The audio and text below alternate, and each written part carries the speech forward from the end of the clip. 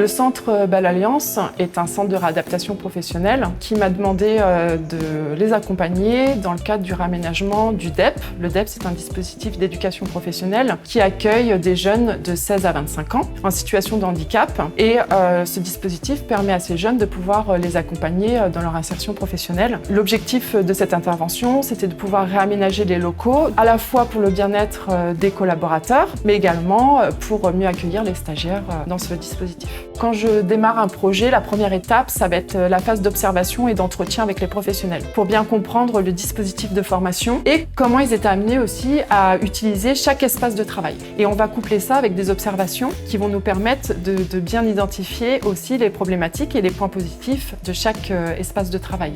Quand je suis arrivée au DEP, j'ai d'abord observé un sas d'accueil qui en fait servait pour les entretiens individuels. La problématique de cet espace, c'est que pour les entretiens individuels, il faut que ce soit des entretiens qui soient confidentiels.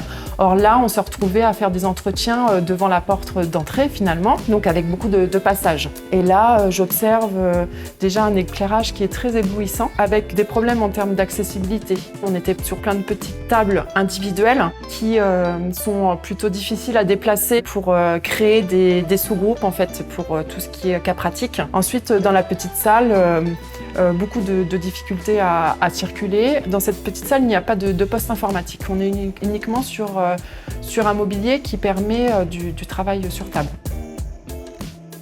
Après cette phase d'observation et d'entretien, j'ai beaucoup d'informations qui me sont arrivées.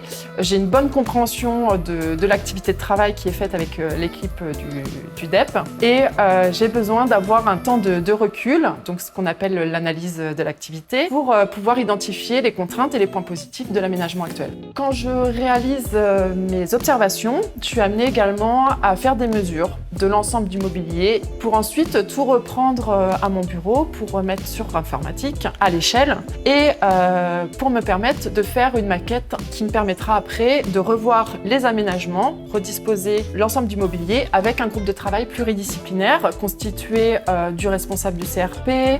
Il y avait également le personnel du dispositif, l'équipe pédagogique, afin de pouvoir identifier un nouveau scénario d'implantation. Ça me permet par la suite de rédiger un cahier des charges fonctionnel qui me permet à la fois de proposer le scénario qui a été retenu en groupe de travail sur le réaménagement des différents espaces et également un cahier des charges qui me permet d'identifier le matériel qui serait plus approprié par rapport à ce dispositif.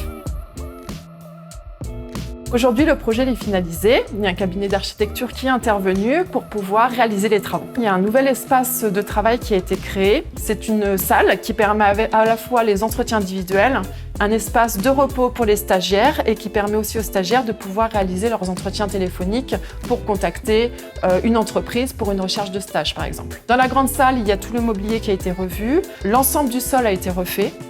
L'éclairage a été complètement refait aussi. Ce qui m'a plu dans ce projet, c'est d'intégrer en fait toute l'équipe et également les membres du CRP pour qu'on ait vraiment une approche qui soit co-constructive.